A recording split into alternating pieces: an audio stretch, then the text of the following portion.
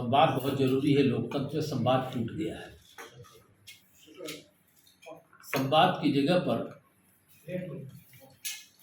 अब कुछ अजीब किस्म की बातें हो रही हैं जो हमारे विधान और संविधान से अलग है।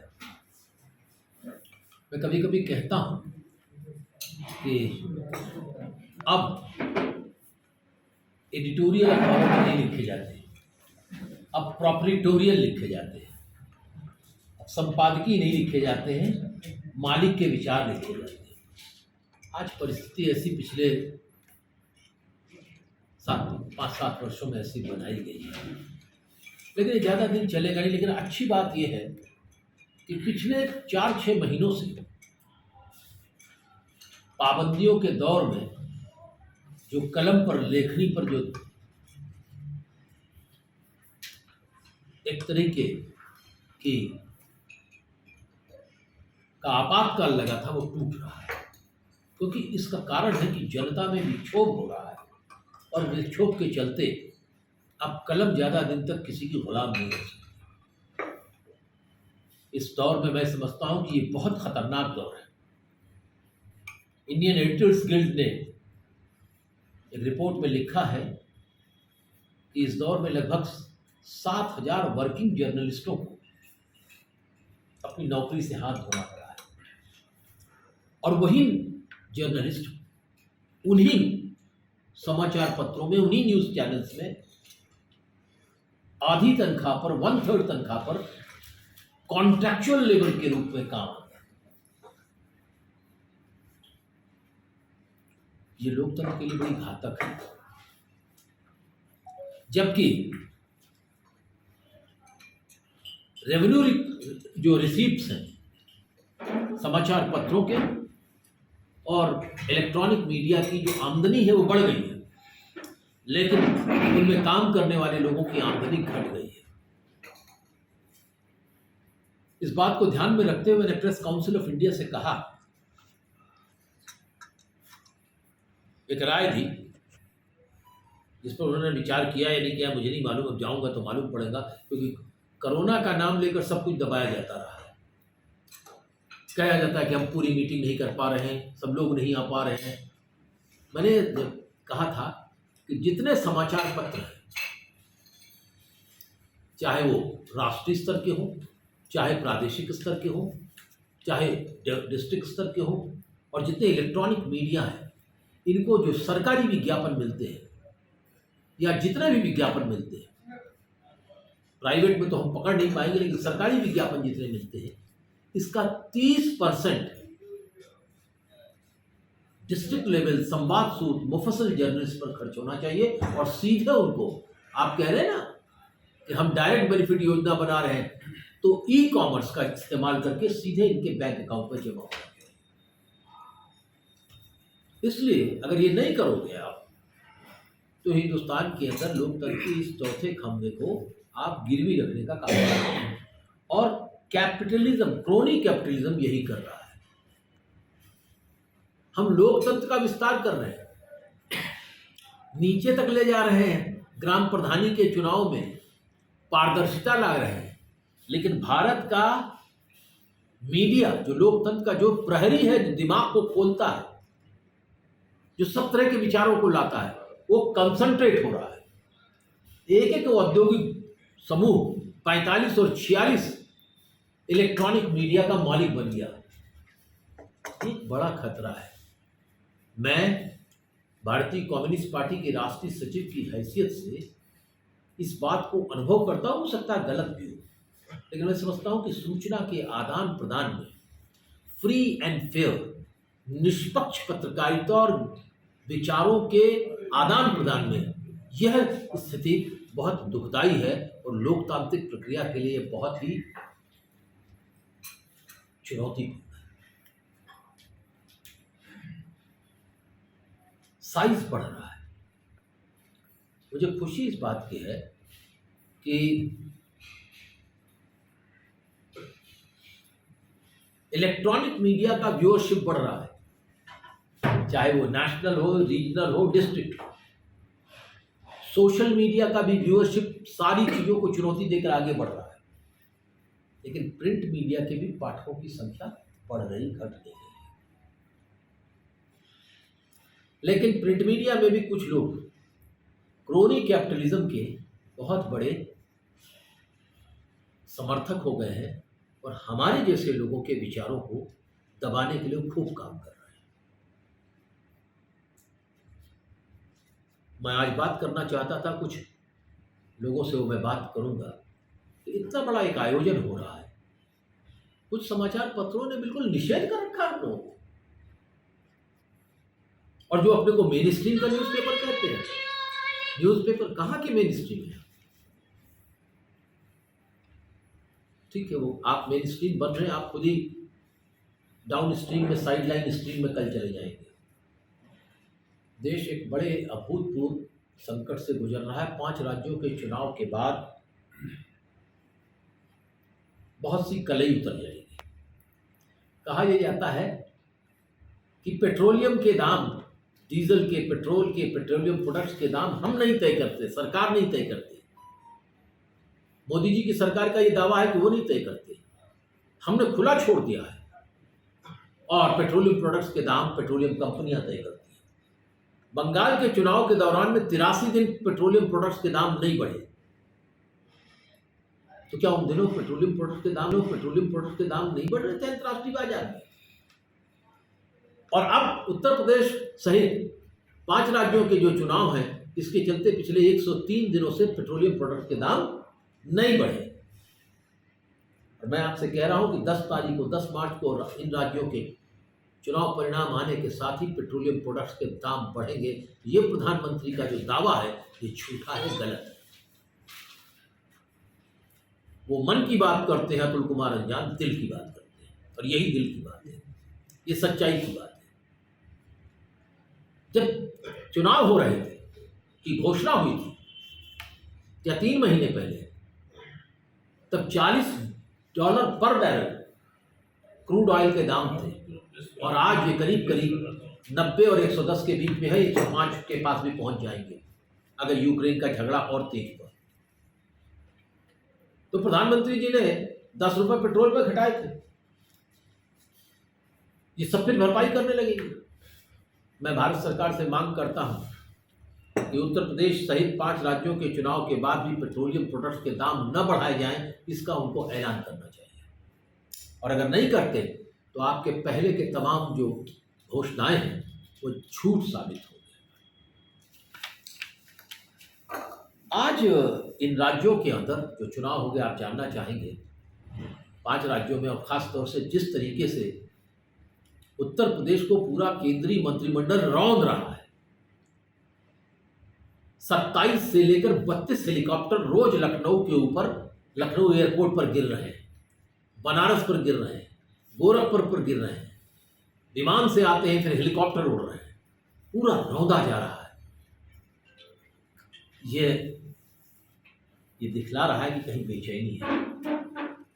बेचैनी का कारण है, अगर कोरोना अभी चल रहा है तो मार्च महीने के बाद भी तो कोरोना होगा ना। सब साइंटिस्ट कह रहे हैं चलेगा।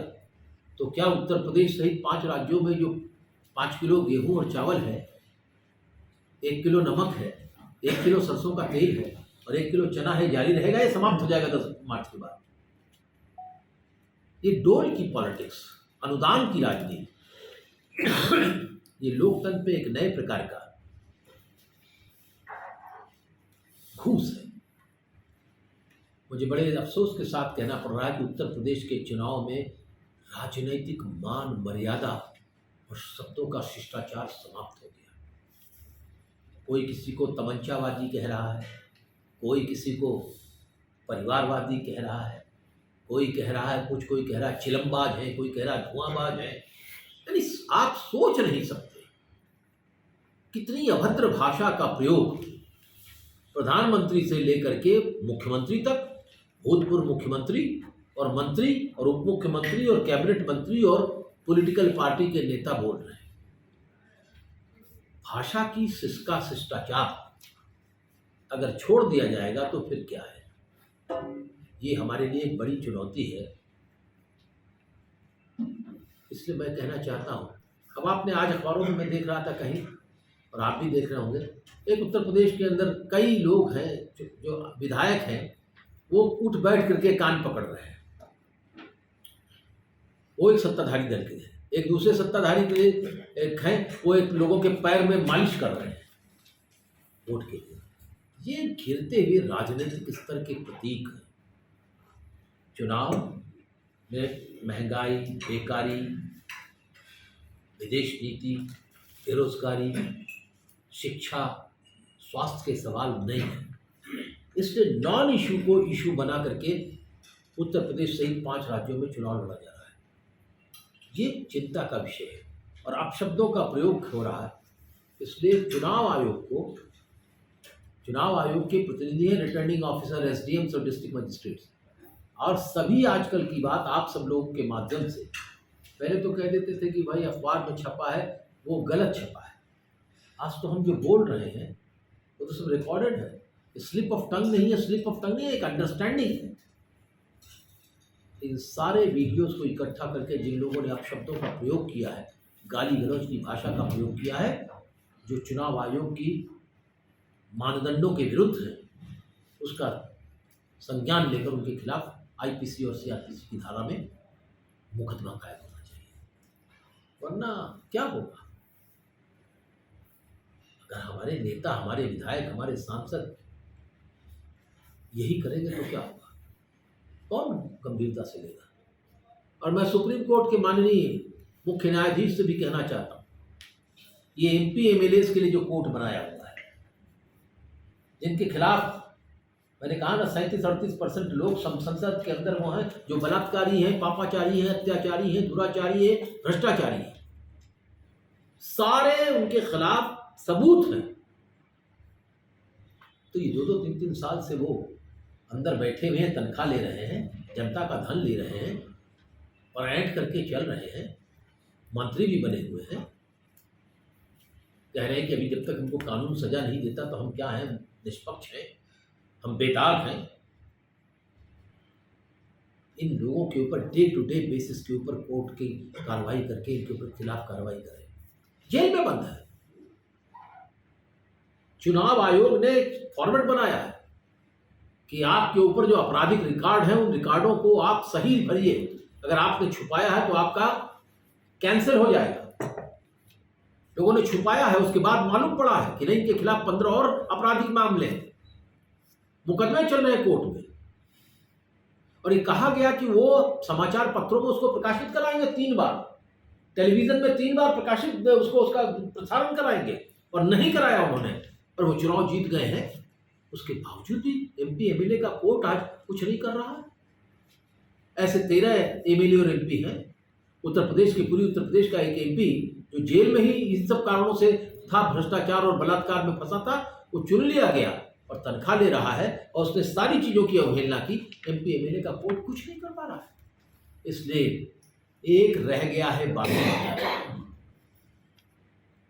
न्यायपालिका। इसकी गरिमा को बचाने का काम भी सुप्रीम कोर्ट का है। इसलिए सुप्रीम कोर्ट इन सब मामलों पर भ्रष्टाचारी, क्योंकि ऊपर से भ्रष्टाचार ही अब ठीक होगा, नीचे से नहीं होगा।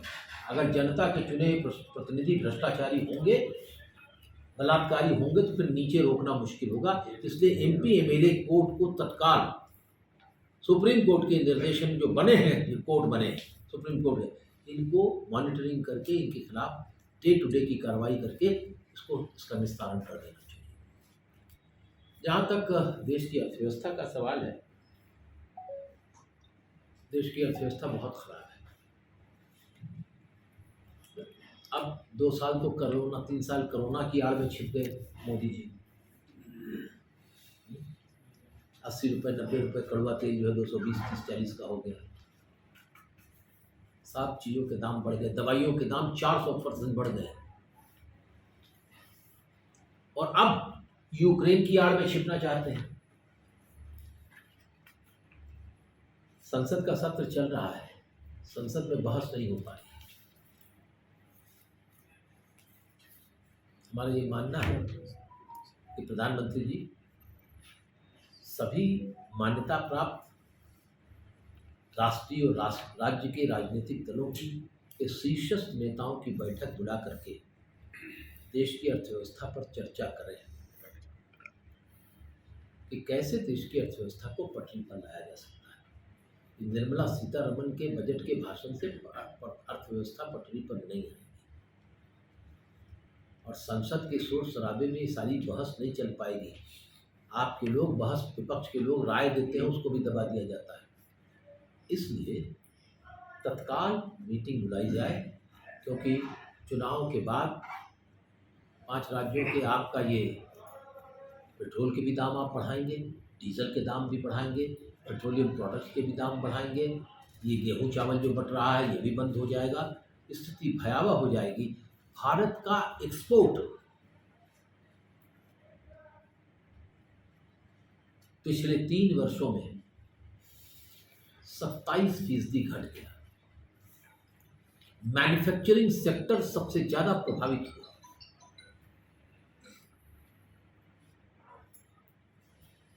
चालीस साल की तुलना में सबसे ज्यादा बेरोजगार अभी हैं। ये हम नहीं कहते, भारत सरकार की रिपोर्ट कहती है, नीति आयोग कहता है। सबसे ज्यादा युवा बेरोजगार हो गए। नए लोगों की बात छोड़ी, जो काम पर लगे थे वो भी निस्तारित हो गए। इसलिए इस आर्थिक व्यवस्था पर नया रास्ता निकालने के लिए, इस नई स्थिति पर चर्चा करने के लिए राजनीतिक दलों की बैठक जरूरी है। घबराइए मत प्रधानमंत्री जी, आलोचना होगी तो उससे घबराइए नहीं। आलोचना तो वैसे ही हो रही है, गली गली हो रही है। कहाँ जाएंगे लोग? जो आलोचना करेगा वो अर्बन नक्सल कहलाएगा क्या? हम लोग अर्बन नक्सल हैं। और मैं फक्र के साथ कहता हूं कि अगर मैं गरीबों की आवाज़ उठाता हूं, बेकार नौजवानों की आवाज़ उठाता हूं, अगर महंगाई पर मैं बोलता हूं, अगर तालाबंदी और छटनी के शिकार लोगों के बारे में बोलता हूं, किसानों के हक की बात बोलता हूं, 750 किसान जिन्होंने बलिदान दिया और अपने संघर्षों से आपको मजबूर किया कि 3 काले कानूनों की वापसी हो, और आपने डाई के दाम बढ़ा दिए, यूरिया के दाम बढ़ा दिए, पेस्टिसाइड के दाम बढ़ा दिए, बिजली के दाम बढ़ा दिए, डीजल के दाम बढ़ा करके आपने कृषि को बिल्कुल लागत दर बढ़ा दी, और उसका हम विरोध करते। तो मुझे इस बात का अभिमान है कि मैं अर्बन नक्सल हूं। और मैं सभी नौजवानों से कहूंगा कि जो बेकार हो गए, जो महंगाई से परेशान है, वो सब अर्बन नक्सल बनने के लिए तैयार है। ये बड़ा स्टेटमेंट मैं दे रहा हूं। लेकिन हम अर्बन नक्सल बन करके संविधान कानून को साथ लेकर के लोकतांत्रिक तरीके से प्रतिवाद करेंगे। हम हथियार नहीं उठाएंगे, लेकिन अपनी लोकतांत्रिक मर्यादा के अंतर्गत हम संसद को भी घेरेंगे, विधानसभाओं को भी घेरेंगे, सरकार के जनप्रतिनिधियों को भी घेरेंगे, भारतीय जनता पार्टी को घेरेंगे। इससे अच्छा है कि तैयारी करें, वरना 2024 तक प्रधानमंत्री जी आप मीटिंग नहीं कर पाएंगे। मंदिर आप नहीं बना रहे। मैं लखनऊ का रहने वाला जानता हूं, मंदिर सुप्रीम कोर्ट के आदेश से बन रहा है। आप झूठ बोलते हैं कि मुफ्त राशन और मुफ्त वैक्सीन आपने नहीं दी है। मुफ्त वैक्सीन सुप्रीम कोर्ट ने दी है मुफ्त। आपने वैक्सीन के दाम वसूले हैं। जिन लोगों से आपने वैक्सीन बनाया था 800 रुपये, 1200 रुपये, उन सारे लोगों के पैसे वापस कीजिए। देश में 3 तरह की अर्थव्यवस्था चल रही है। एक है सरकारी पूंजी की, जिसके अंदर पब्लिक सेक्टर है। मैं तमाम इन नेताओं से पूछना चाहता हूं, जो जातिवाद करते हैं उनसे भी, कि फला जाति को आरक्षण मिले, फला जाति को शेड्यूल कास्ट में जोड़ दीजिए, फला कास्ट को बैकवर्ड में जोड़ दीजिए। इससे मिलेगा क्या?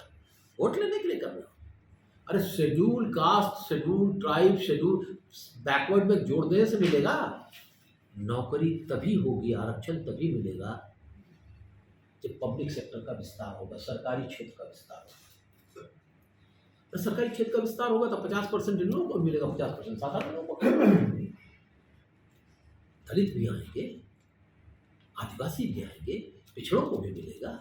और जो लोग उनमें से होंगे 50% में जो और होगा, क्या कहते हैं, आर्थिक पिछड़ों को भी मिलेगा और बाकी सब कंपटीशन में आएंगे। जो नौकरी ही नहीं रहेगा तो आरक्षण किस बात का। आज आ गया सरकार का फैसला कैबिनेट का कि हमारी सबसे शानदार कंपनी नवरत्न LIC का 20% आप IPO कर रहे हैं, उसको बेच रहे हैं। इंक्रीज कर दिया 10 to 20 20 कर दिया, 10 to 20 कर दिया गया। ये क्या होगा? ये 20 लाख करोड़ की दुनिया की सबसे बेहतरीन कंपनी को आप बेच करके आप दे रहे हैं। अरे भाई, आप जिन लोगों को आपने भगाया है उनकी सारी संपत्ति को कर करके वापस कर दीजिए ना, लाखों करोड़ रुपया मिल जाएगा। ये मोदी लुफ्तांसा के सब जहाज खड़े हुए हैं, एंकर बन पे जेट के खड़े हैं, तमाम बैंकों से लेकर के भाग गए हैं। इनकी सारी संपत्तियों को कुर्क करो ना, बकायेदारों को पकड़ो ना। आप देश के सब जो आपने नहीं बनाए हैं, जो और सरकारों ने बनाए हैं, इसलिए सरकारी पूंजी से, ये सरकारी पूंजी से जो हमारे आपके टैक्स से बनती है, रोजगार मिलते हैं और ये देश की शान बनते हैं। एक है दरबारी पूंजी, कहीं से कुछ टेक्नोलॉजी ले आए विदेश से 200 करोड़ रुपया दे करके कोई बड़ा पूंजीपति और हिंदुस्तान में ले आए, जैसे मारुति कंपनी टेक्नोलॉजी ले आए थे, 2000 करोड़ रुपया भारत सरकार का लग गया बैंकों का। और अब जो है, जिसको मनमोहन सिंह जी ने कहा था PPP, पब्लिक प्राइवेट पार्टनरशिप, सारे देश के अंदर कब्जा कर है और पैसा जो है विदेश जा रहा है, उसकी आमदनी। और तीसरी है आवारा पूंजी। मैंने कल कहा था इस सम्मेलन में कि तीसरी आवारा पूंजी वो है जिससे रोजगार नहीं पैदा हो रहा है, रोजगार नहीं पैदा हो रहा है, ये भ्रष्टाचार से पैदा हो रहा है। इसलिए देश के अंदर पता ही ना, आम आदमी की ताकत दौलत की खत्म हो गई। कैसे बढ़ गई अडानी की ताकत 1,20,000 करोड़ की? क्योंकि आपने एयरपोर्ट दे दिए उनको, आपने पोर्ट उनको दे दिए, आपने सारी सार्वजनिक संपत्ति दे दी देश की, और इसलिए वो बढ़ गए आगे। आज वो एशिया के सबसे बड़े हो गए। कल तक अंबानी जी थे। तो हमारा ये कहना है, भारतीय कम्युनिस्ट पार्टी की ये सोच है कि इस निजीकरण के खिलाफ हम लड़ेंगे। आवारा पूंजी है, इस आवारा पूंजी से रोजगार नहीं पैदा होगा, रिट्रेंचमेंट होगा। रेलवे में, LIC में निकाले जाएंगे, GIC में निकाले जाएंगे, भेल में निकाले जाएंगे, कोयला में निकाले जाएंगे, निजी क्षेत्र में माइनिंग में निकाले जाएंगे।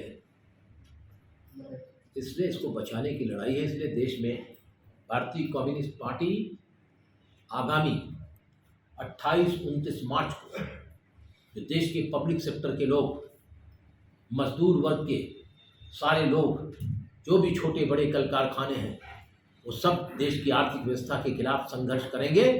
उस संघर्ष को भारतीय कम्युनिस्ट पार्टी खुला समर्थन देगी, दूसरे वामपंथी दल भी देंगे, और हम लोग अपील करेंगे कांग्रेस से भी, दूसरे तमाम क्षेत्रीय दलों से भी जो सरकार में हैं, जो मोदी जी की आर्थिक नीतियों के खिलाफ हैं, जो देश बेचो नीति के खिलाफ है, उन सब से कहेंगे कि इस आंदोलन को समर्थन दें। नौजवान विद्यार्थियों से कहेंगे, ये हमारा ऐलान है, हम ठप कर देंगे देश को, हम ठप कर देंगे।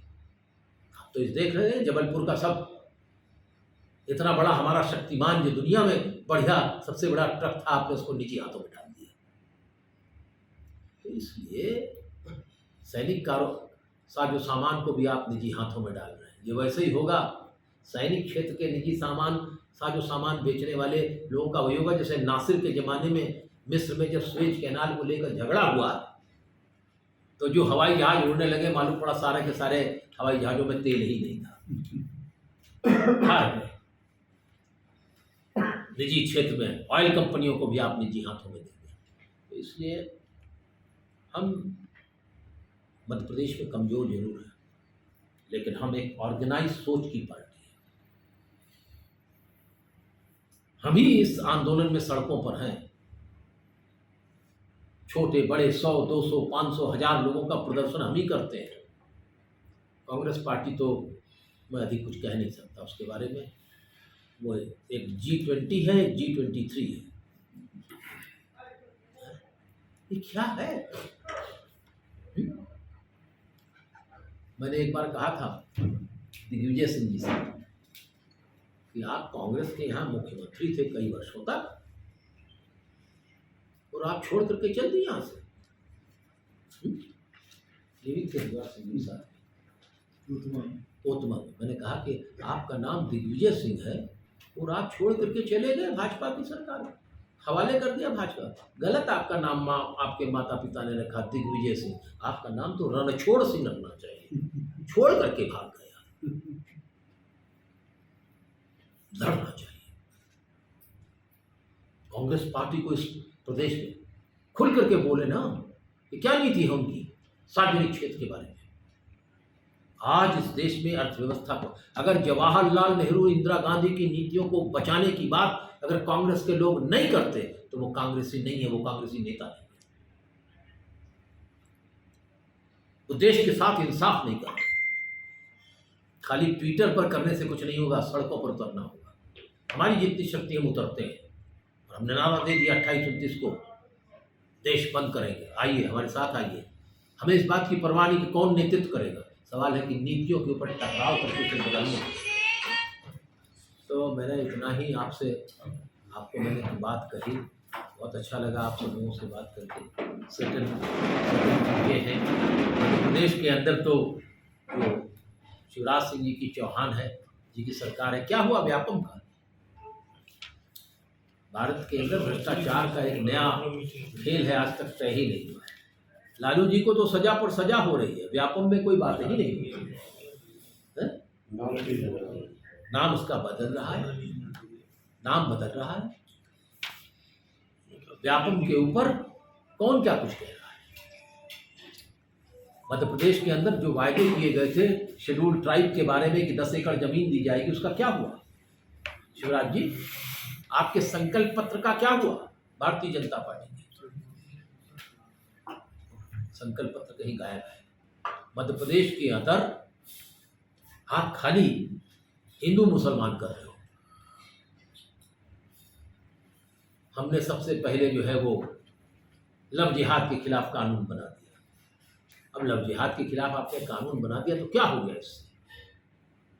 लव जिहाद का कानून कवर करेगा मुख्तार अब्बास नकवी को? लव जिहाद का कानून कवर करेगा शाहनवाज हुसैन को? लव जिहाद का कानून कवर करेगा लालकृष्ण अडवाणी जी को? लव जिहाद का कानून कवर करेगा आरएसएस के बहुत बड़े नेता अशोक सिंघल के परिवार को? लव जिहाद का कानून कवर करेगा जो नंबर 3 के आरएसएस के नेता हैं उनको, जिनकी पोती ने भी पिछले दिनों लखनऊ में भी विवाह किया है, यहाँ गवर्नर साहब भी मौजूद थे, राम नाईक जी और योगी जी भी मौजूद थे। अरे भाई, मोहब्बत, दिल की राहत, चैन, सुकून, ये अलग बात है। संविधान में बहुत बड़ी बात है। हर वक्त धर्म धर्म धर्म। पंडित जवाहरलाल नेहरू को ये सोशल मीडिया पर जिस तरह से ट्रोल करके किया जा रहा है, देखिए न्यूयॉर्क के ऊपर वॉशिंगटन डीसी पर जवाहरलाल नेहरू एक औरत को चुम्बन दे रहे हैं। अब खूब चलाया गया। बाद में मालूम पड़ा कि जवाहरलाल नेहरू यूनाइटेड नेशन की मीटिंग में गए थे और विजय लक्ष्मी पंडित उस वक्त यूनाइटेड नेशन की प्रेसिडेंट थी। कॉल के था का स्वागत नहीं की थी, उन्होंने बेटी जो मशहूर कार नयनतारा है भेजा। माँ देख करके जी हाथ में हो गई। मामा ने बेटी गले लगा ली, उसके ऊपर गंदी गंदी बातें। ये क्या है? क्या मैं समझता हूं कि भारतीय जनता पार्टी और आरएसएस के लोग गांधी जी का भेजा इस्तेमाल कर रहे हैं और ये बताने की कोशिश कर रहे हैं नई पीढ़ी को कि वो बहुत बड़े गांधी समर्थक हैं, ताकि नाथूराम गोडसे की हत्या की बात नौजवानों के दिल और दिमाग से निकल जाए।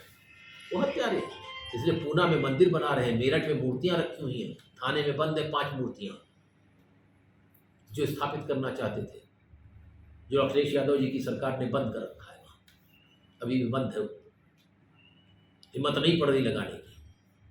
किसान आंदोलन फिर चलेगा। मैं इस बात को कह रहा हूँ कि स्वामीनाथन कमीशन का मैं सदस्य था, देश का एकमात्र किसानों का प्रतिनिधि था, यूनिवर्सिटी से निकलकर मैं लगातार किसानों के बीच में ही काम करता रहा हूँ, और जिस पर पूरा आंदोलन चल रहा है C2+50, ये मेरा ही फार्मूला है। तो देश भर में ये आंदोलन है। हम लोगों ने आंदोलन वापस नहीं लिया है, आंदोलन स्थगित किया है, क्योंकि 3 कानूनों को हमने मजबूर करके वापस लेने के लिए मजबूर किया है। लेकिन MSP का सवाल, सभी कृषि उत्पाद का लाभकारी मूल्य नहीं, न्यूनतम समर्थन मूल्य की लड़ाई लड़ेंगे, फिर बाद में लाभकारी मूल्य और कृषि लागत दर को घटाने की बात करेंगे। हमारी मांग है कि बिजली, petrol, diesel, tractor, agriculture equipment, pesticides, खाद, बीज, इन सब पर GST नहीं होनी चाहिए, तब आप कृषि लागत दर नीचे करेंगे। और अगर आप कृषि लागत दर नहीं नीचे करेंगे तो आप कौन से कारखाने हम खड़े कर देंगे? भारतीय कम्युनिस्ट पार्टी की भी सरकार होगी तो इस देश के अंदर सब लोगों के हाथों को रोजगार आप नहीं दे सकते जब तक कृषि का विस्तार न करें, कृषि आधारित उद्योग न लगा सके। इसलिए कृषि को सुलभ, सस्ता और how to attract young people in agriculture, ये भी मैंने लिखा स्वामीनाथन कमीशन की। वही एक रास्ता है कि गांव के शेड्यूल ट्राइब और शेड्यूल कास्ट को आप कहाँ ले जाएंगे? एग्रीकल्चर को लुभावन बनाना पड़ेगा, उससे खेती करके उसी गांव को आत्मकेंद्रित होकर के उसको अपने आत्म सम्मान के साथ अपने विकास के लिए खड़ा करना पड़ेगा। और वो तभी होगा जब कृषि उत्पादन दर घटेगी, उसके उत्पादन का लाभकारी मूल्य मिलेगा, और वो संभव है। ऐसा नहीं है, क्योंकि हमें 140 करोड़ है, और जितना हम पैदा कर रहे हैं ना, अगर दोनों वक्त लोगों को खाने को मिल जाए ना, तो हम जितना पैदा कर रहे हैं वो कम पड़ जाएगा। We are not self sufficient country. इस देश के अंदर 40-50 करोड़ लोग एक वक्त खाना खाते हैं। प्रधानमंत्री जी की नीति आयोग क्या कह रहा है कि 32 करोड़ लोग गरीबी की रेखा के नीचे आ गए, अर्थात उनको दो वक्त का भोजन नहीं मिल रहा। इसलिए हम सब लोग अपनी बात कहते हैं। वैसे तो भारत बहुत बड़ा देश है, हरि अनंत हरि कथा अनंता, चले जाएंगे, विशाल है, लेकिन बदलाव करना, कहाँ से बदलाव करें? हम बदल सकते हैं, भारत को बदल सकते हैं, बशर्ते कि ईमानदार हो। हमें इस बात का अभिमान है कि 70 साल की राजनीति में हम छोटी मोटी पार्टी नहीं है। देश के अंदर कभी चुनाव हार जाते हैं, कभी जीत जाते हैं। वामपंथ के लोग 3 राज्यों के अंदर सरकार चलाते रहे, 34 साल सरकार चलाई, 70 65 MP हुए। आज नहीं है, लेकिन आज भी केरल में है तो दोबारा आए। एक विचार है, लेकिन आज तक इस कम्युनिस्ट पार्टी के सैकड़ों MP MLA है। पश्चिम बंगाल, केरल, त्रिपुरा के अंदर केंद्र में भी कॉमरेड इंद्रजीत गुप्ता और चित्रानंद मिश्रा मंत्री थे, गृह मंत्री थे। कॉमरेड इंद्रजीत गुप्ता और चित्रानंद मिश्रा कृषि मंत्री और सहकारिता मंत्री थे। एक भी आदमी के घर पर कभी ना ईडी गई और न कभी इनकम टैक्स गया, न कभी उनको किसी कम्युनिस्ट नेता को किसी कोर्ट कचहरी में जा करके अपनी अग्रिम जमानत करानी पड़ी। हम ईमानदार हैं, बेईमान हैं नहीं है। तो इसलिए हम अवसर चाहते हैं, जो लोगों से कहते हैं कि शायद बीजेपी को देखने के बाद, एक कांग्रेस है, बीजेपी है, तीसरी धारा देश की वामपंथ है, इसको देखने की जरूरत है। कम्युनिस्ट, सोशलिस्ट सब इकट्ठा एक नए प्रकार की। अब वो सोशलिस्ट नहीं चाहिए जो बीजेपी और RSS के साथ मिल जाए, वो सोशलिस्ट हमको नहीं चाहिए। उन सोशलिस्टों से हम दूर रहेंगे, है ना। अब लड़ रहे हैं नीतीश कुमार, लालू यादव। अब नीतीश कह रहे हैं कि हमने, वो शिवानंद तिवारी कह रहे हैं कि हमने लालू के खिलाफ मुकदमा नहीं किया था चारा घोटाले में, तो जॉर्ज फर्नांडिस ने करवाया था। अब हम कहाँ पूछ रहे हैं जॉर्ज फर्नांडिस से, वो तो है ही नहीं। अब ये भी सोशलिस्ट अपने को लोहिया के आदर्शवादी बड़े मानते हैं, वो भी, लालू भी मानते हैं, नीतीश भी मानते हैं। हम किससे पूछे, लोहिया है नहीं। अपने क्षेत्र व आसपास की खबरों के साथ हमसे जुड़ने के लिए आप हमें 8818814739 एवं 7697986647 पर कॉल या व्हाट्सएप पर मैसेज कर सकते हैं।